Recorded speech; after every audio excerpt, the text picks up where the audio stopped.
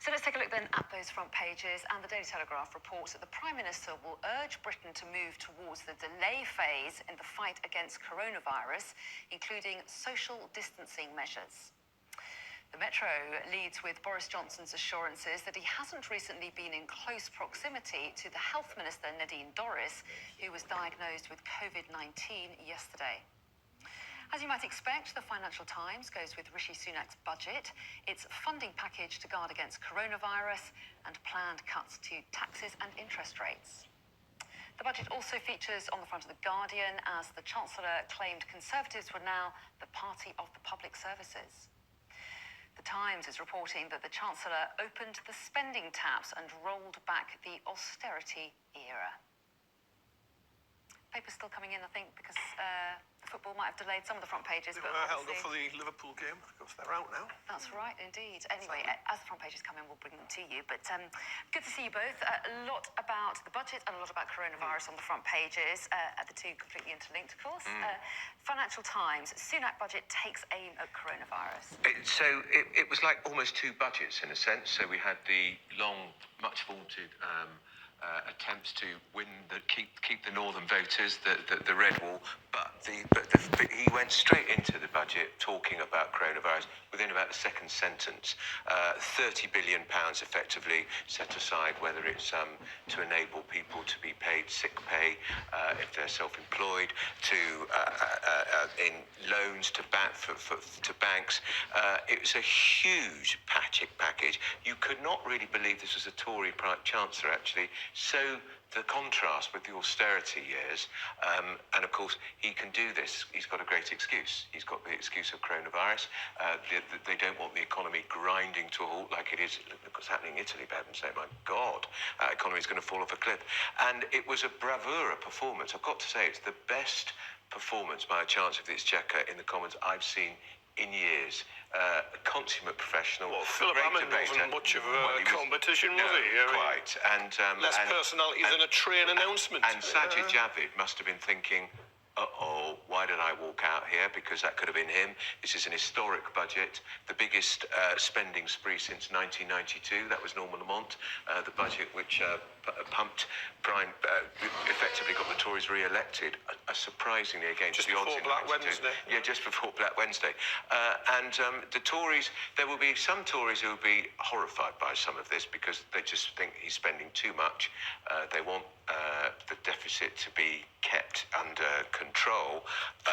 But the Labour benches... But it's not. Yeah, but the Labour benches, they look gobsmacked. Well, yes, I mean, and they might say that you sold on our clothes. This is what we wanted to do, to borrow and spend. It's not a very traditional Tory move at all, is it? No, it's not. But to cement those blue bricks in Labour's red wall, you had to spend some. Now, of course, Labour, it's partly a backhanded compliment that he's spending now. Labour was pushing for it. It makes it politically trickier for Labour to attack it. But then you can, if you're Labour, you can say, look, austerity failed over 10 years. You never ended the national debt going up, certainly in pounds. You never got that. Growth was very weak. But it will be remembered as the coronavirus budget. And in some ways, and that is it's a huge threat, unquestionably. But in some ways, it's also convenient. It is. Because you could see growth was slowing anyway. And now he has an excuse. I mean, you used the term excuse, and it is an excuse because the figures were not good. Yeah. Well, look, the Tories know that coronavirus could be devastating, could be catastrophic. We don't know. There's that fear. So they cheered him on because of that. But it's beyond that as well. The spending is going, the taps, the brakes have been released. And that will concern some Tories. But these are uncharted. We're in uncharted waters here. I bet if that budget had been given by a Labour Chancellor, you'd be jeering it, wouldn't you? I'm not sure, because of the coronavirus impact, we don't know how it's going to impact. Look, you just have to go out in central London and see the devastating effect. Shops are empty, restaurants are empty, streets are sparse. I walked through Leicester Square on my way to do my radio show last week, and obviously I've never seen Leicester Square like that on a Friday afternoon. We're panicking ourselves in a financial but crisis. also tourists are not coming to London.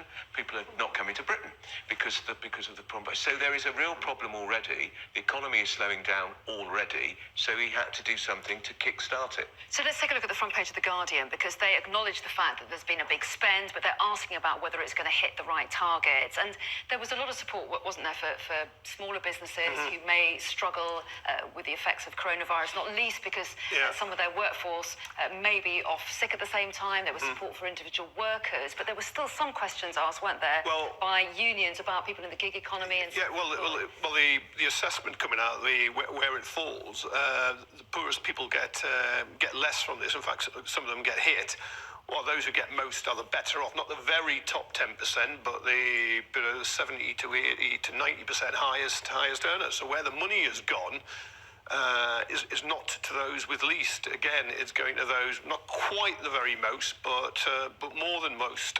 In fact, the FT had a change to a pension, the pensions, and how much you can put into your pension if you're a very high earner, and it's going to go up before it tapers off. It's to try and deal with the problem in the NHS, which is going to be spread to everyone. It's going to be very, very expensive. So now I think the Guardian's quite right about who will he hit the right target, but perhaps his targets really were the better off, and he just likes to dress it up as helping working class people in the West Midlands and in the northwest of England, South Wales, when in fact he isn't actually helping them most. But you have to remember about Boris Johnson. He likes big projects.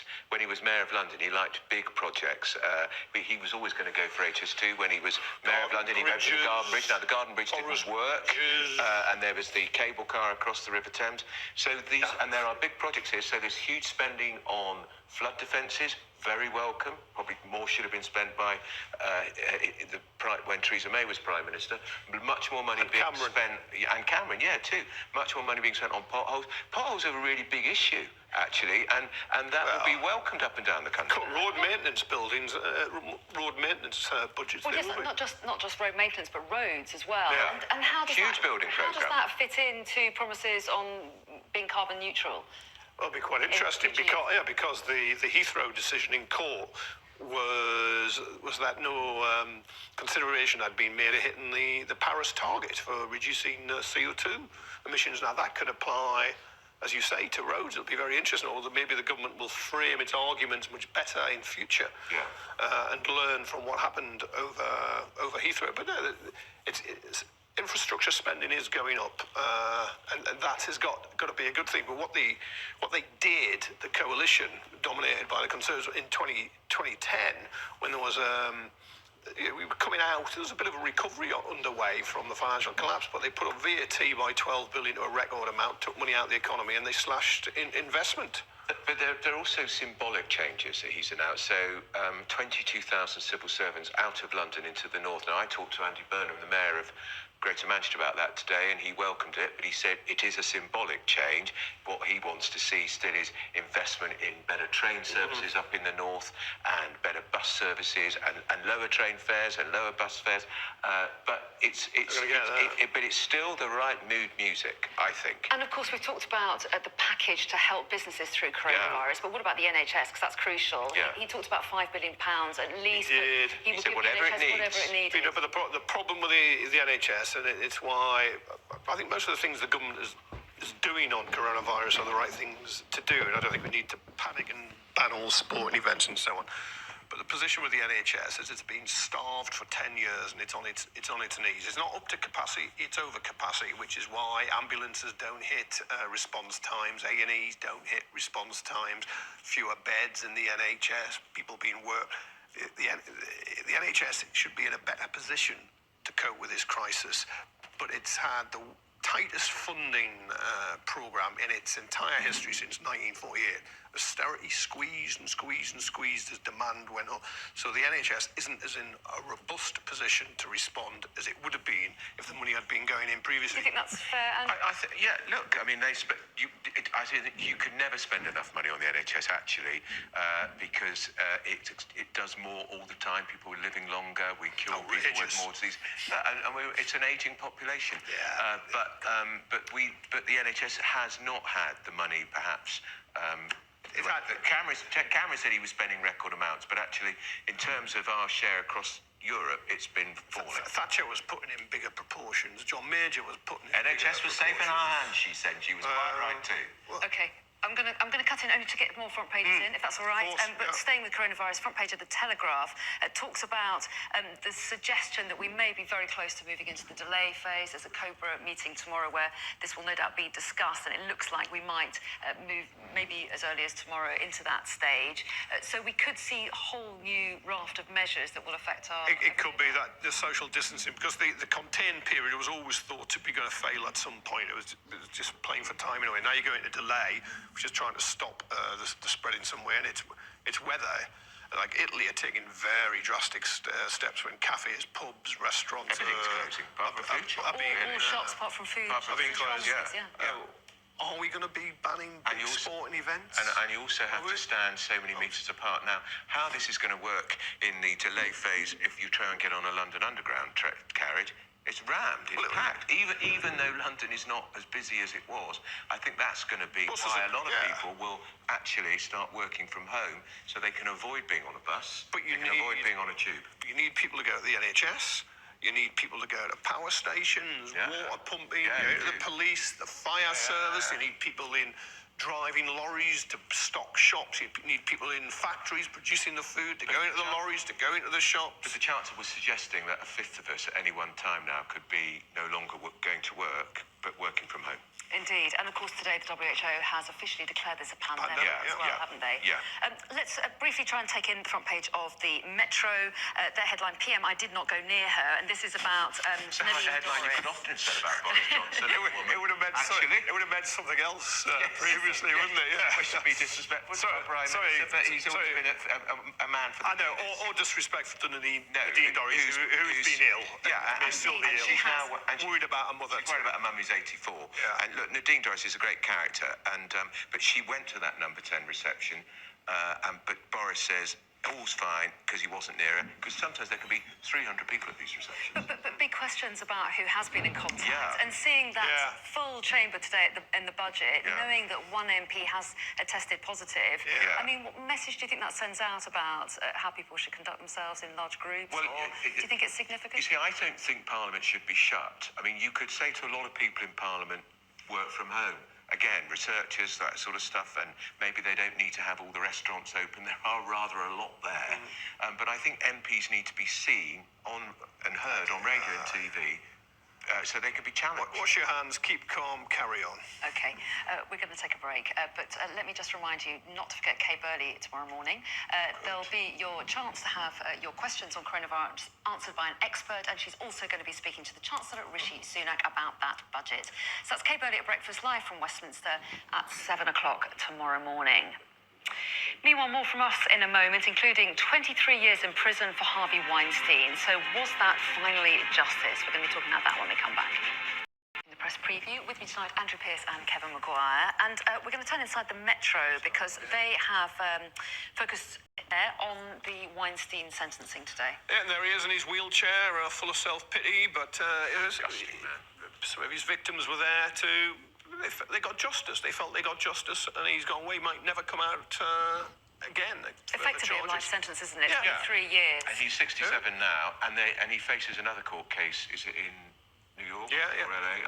But he was absolutely powerful in the film industry, and he abused his power. He's finally been held to account. Disgusting old pervert. And the judge could have gone from between 5 and 29 years, and so he went towards the upper end, and his lawyers...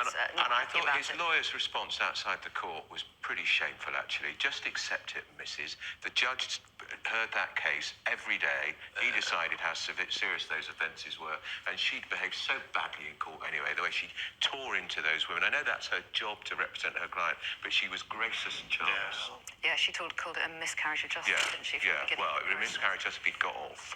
OK, let's move on to another story just a few pages on, but this is about the Duke of Sussex getting caught out. It's a great headline here in Metro, the Duke of Sussex, and so this is it's a great scoop for Sun. The Sun had it, didn't they?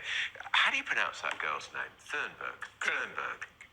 Is it Greta Thunberg. Thunberg. So, I mean, Smith. He was pretty... Greta Smith, He was pretty indiscreet in the tape. There's talk about, does this raise security issues now for Harry? Because he talked about how he feels separate now from the royal family. President Trump has blood on his hands because of his support for the coal industry.